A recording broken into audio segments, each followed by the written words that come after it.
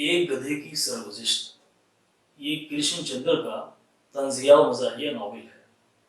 بلکہ ناول کیا یہ ایک سیریز ہے جس کے تحت 3 ناول لکھے گئے۔ ایک تو یہی، دوسرا گدھے کی واپسی، تیسرا ایک گدھا نیفا میں۔ یہ 1955 کے اندر ہفت روزہ آئینے میں ایک کالم کے طور پر منظر عام پر آئے تھے۔ پھر جب یہ آئینہ بند ہو گیا، اس کے بعد لوگوں میں اس کی بہت زیادہ مقبولیت بڑھی، تو پھر شمع کے اندر یہ شائع ہوئے مضمون۔ پھر لوگوں نے جو بہت زیادہ پسند کیے تو 1957 میں یہ کتابی شکل میں منظر عام پر آئے، اور یہ ایک گدھے کی سرگزشت جو ہے وہ ایک مستقل طور پر ایک ناول ہو گیا، جو کہ لوگوں نے بہت پسند کیا اس کو۔ پھر اس کے بعد لوگوں کی مزید جو ہے وہ مانگ پر گدھے کی واپسی پھر دوسرا ناول آیا، پھر اس طرح سے ایک گدھا نیفے میں۔ تو یہ ایک گدھے کی سرگزشت جو ہے وہ ایک گدھے کی آپ بیتی ہے،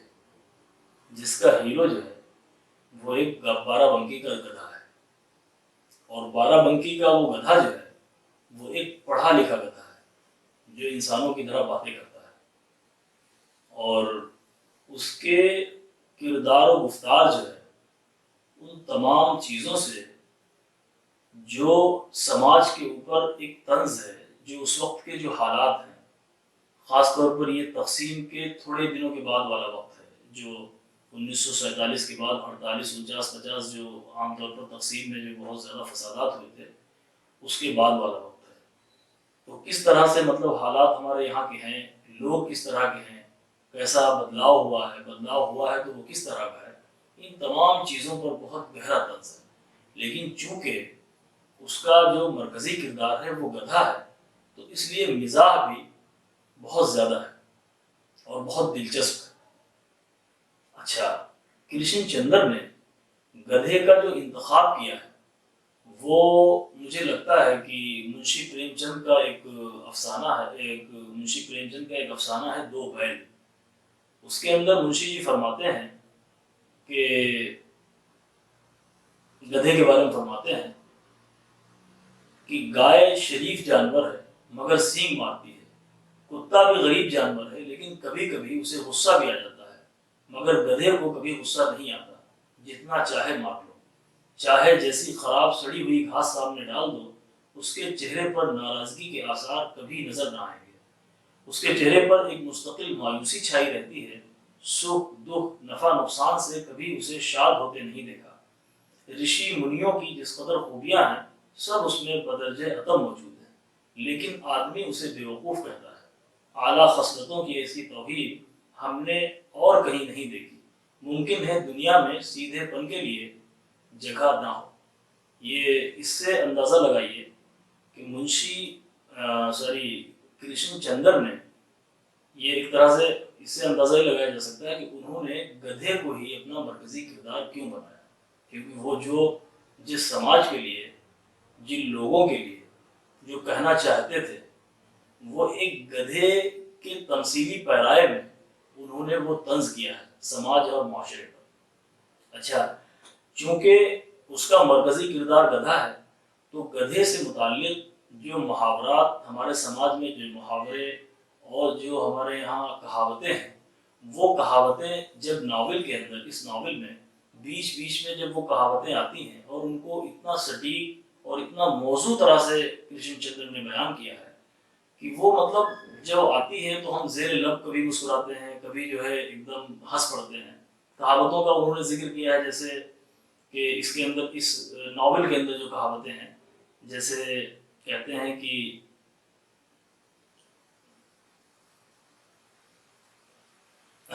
کسی کو بیوقوف کہنے کے لیے گدھا کہہ دینا کافی ہے، اسی طرح کسی کو غائب ہونے پر کہتے ہیں وہ ایسا غائب ہوا جیسے گدھے کے سر سے سینگ۔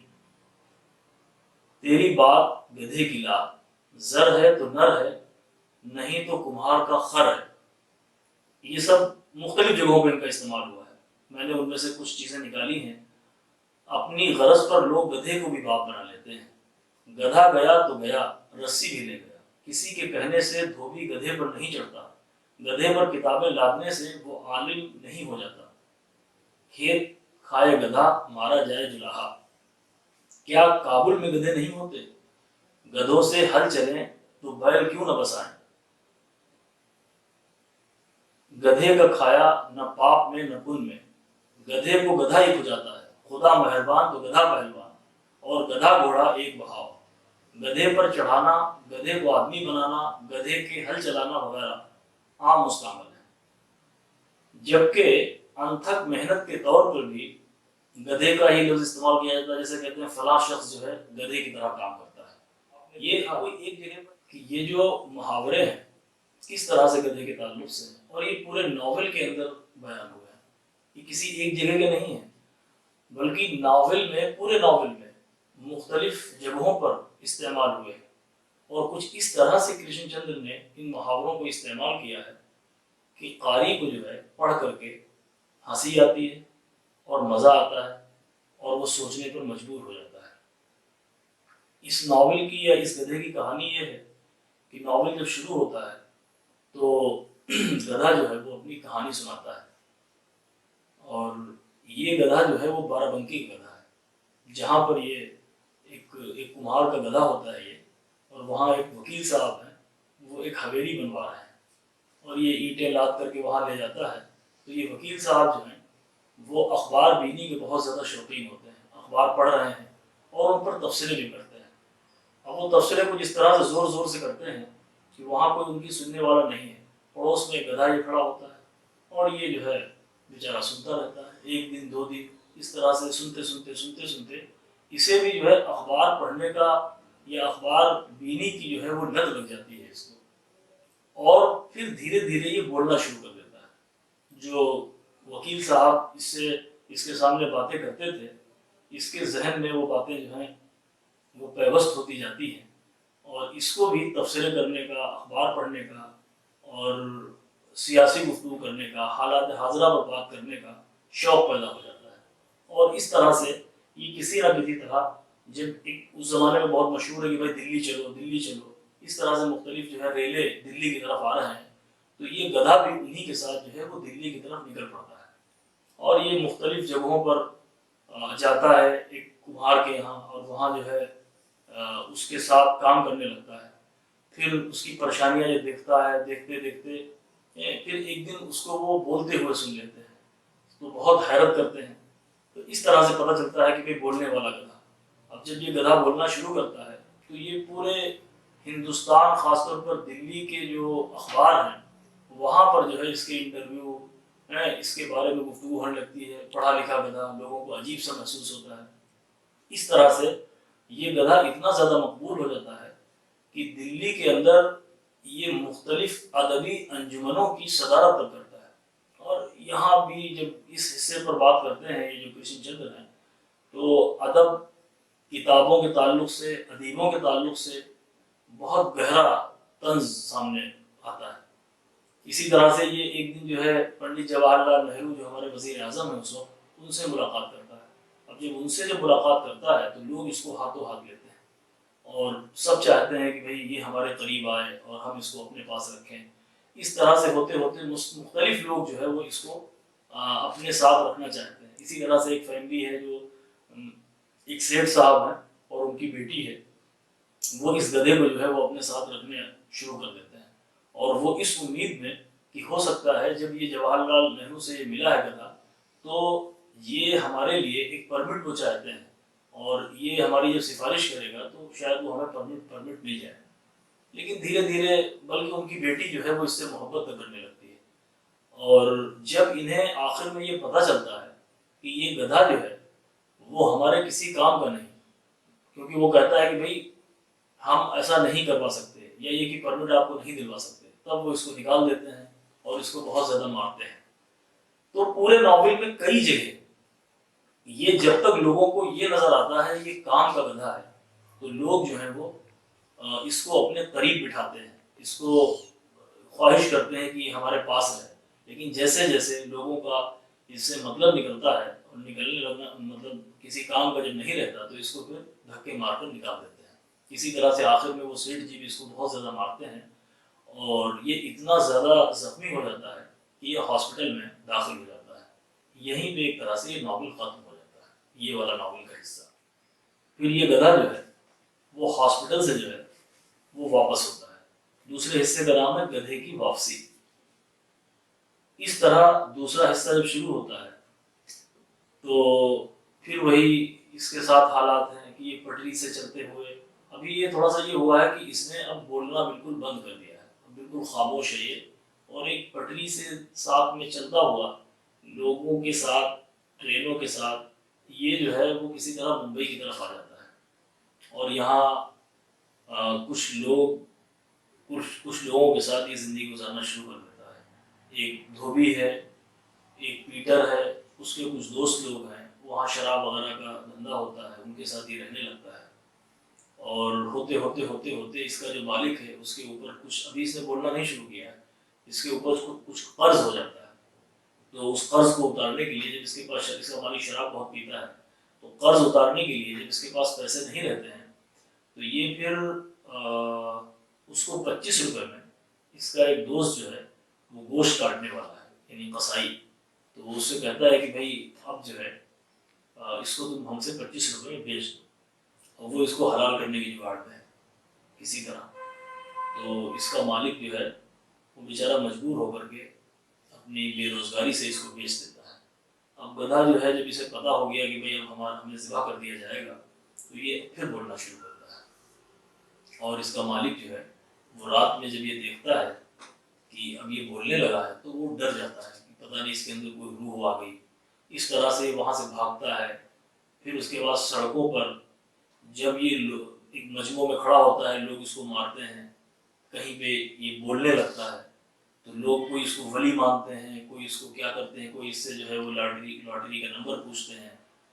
اس طرح سے مطلب ایک جو ہمارے سماج میں ہے نا کہ طرح طرح سے لوگ، کوئی ایسا شخص جب دکھتا ہے کہ کچھ ایسے کارنامے اس کے اندر سے جب دکھنے لگتے ہیں لوگوں کو کہ یہ تھوڑے سے الگ سے ہیں ہم سے،